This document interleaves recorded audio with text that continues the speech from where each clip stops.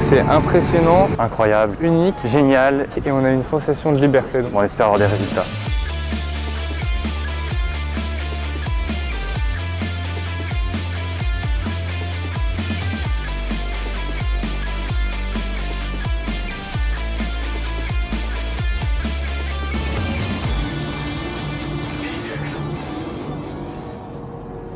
L'expérience s'est bien déroulée, on est resté à une température constante, donc les bactéries se sont normalement bien développées ou pas. C'est ce qu'on cherche à prouver. On veut voir si l'absence de gravité a un impact signifiant ou pas sur ces bactéries qui se trouvent normalement dans notre microbiote intestinal. Certaines bactéries se multiplient pas assez et d'autres se multiplient trop et qui jouent sur les émotions, sur la santé mentale, et surtout sur des longs termes dans des espaces très confinés où on ne voit pas la lumière du jour.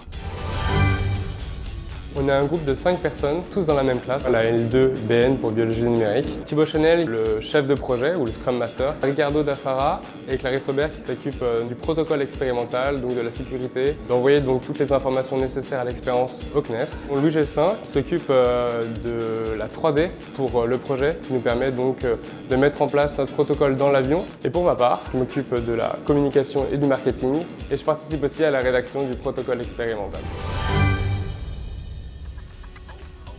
Les grandes étapes du projet se constituent en 4 parties. On a la première qui est du coup la réponse à la candidature du CNES. On a reçu un mail de la direction de l'école, un projet parabole dans lequel on pourrait faire un vol 0G. Et à partir de là, tout commence. On s'est amusé à faire un dossier d'environ 40 pages pour créer le projet et le soumettre au CNES. C'est le Centre national des études spatiales. En deuxième partie, on a bien évidemment la préparation des protocoles d'analyse. Mon rôle dans le projet, ça avait plus été au niveau du protocole expérimental, en amont du projet, sur la faisabilité, les recherches qui ont déjà été implémentées au préalable et jusqu'où étaient nos limites. Conceptualiser l'ensemble de l'expérience, déterminer quelles analyses précisément on allait pouvoir faire. L'envergure du projet est assez importante entre la rédaction du projet, les rendus, la communication, les normes de sécurité, le protocole expérimental. L'élaboration du protocole expérimental, elle est tout d'abord partie de la recherche, puisqu'on avait besoin de ressources pour pouvoir baser toutes nos expériences. En faisant des TP de biologie au CNAM, ça nous a permis d'élaborer un protocole qui est assez similaire aux expériences qu'on a déjà pu faire, à l'aide du coup de nos professeurs. De temps en temps, c'est pas si simple que ça. Donc je m'appelle Antonia Suopernay, enseignant-chercheur, plus précisément professeur des universités. J'ai rencontré les étudiants de l'EFRAY lors des TP et ils m'ont proposé le projet qui rentrait tout à fait dans la thématique de recherche, donc le microbiote intestinal et l'impact des modifications du microbiote intestinal sur l'hôte. D'où le fait que ce soit logique que j'accepte la collaboration. Alors aujourd'hui, on se trouve dans les labos du CNAM, c'est le Centre national des arts et métiers. On est venu répéter en fait toutes les manipulations qu'on va effectuer à nouveau demain, mais à Novespace, donc à Bordeaux. Il faut être là-bas pile poil à 6h30, lancer la manip. L'endroit où aura lieu le vol en apesanteur. Le but, c'est de reproduire exactement la même chose que vous allez faire. On prépare ces bactéries, on les met dans leur milieu de culture adéquat pour qu'elles se répliquent et qu'on puisse ensuite les analyser. Et ensuite tirer des conclusions, des observations pour notre projet. On sait que selon l'alimentation, selon la prise de médicaments, on va impacter le microbiote qui, en étant modifié, va impacter l'hôte, notamment en termes de défense immunitaire, de synthèse de vitamines. Et en fait, on ne sait absolument pas ce qui se passe quand on fait ce type de vol. En fonction de ce qu'on va trouver en termes de modification, on pourra faire des hypothèses sur ce que ça peut faire au niveau de l'hôte.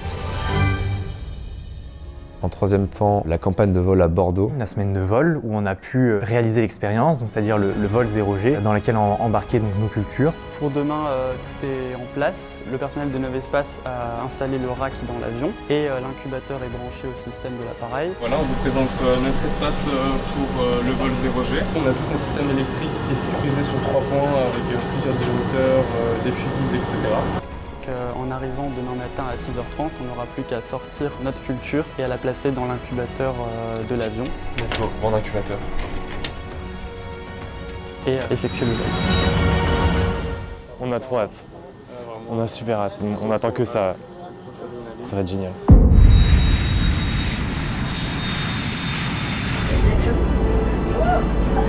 En enchaînant les paraboles, donc entre 2G, 0G, 2G, ainsi de suite, ça fatigue énormément. C'est impressionnant. J'avais pu en reparler du coup avec le staff. 20,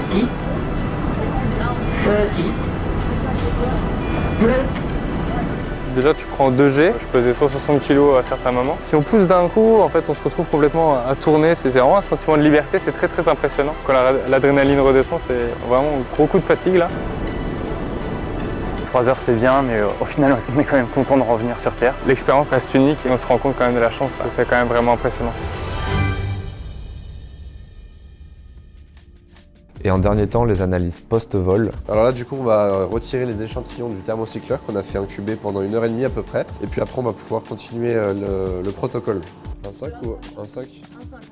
On a fait les analyses sur ces échantillons pour pouvoir ensuite obtenir des résultats. Et bah du coup, tiens, C'est tout beau ça. extraction d'ADN, tu vas dans le labo. Et donc avec la pipette, on va enlever tout le liquide et on va garder que le petit culot, la petite tache blanche qu'on voit en dessous. Et donc toute la partie analyse qui nous a permis de tirer des conclusions et répondre à la question qu'on se pose donc depuis le début, savoir si l'impesanteur a un potentiel impact sur le développement des bactéries caractéristiques du microbiote intestinal.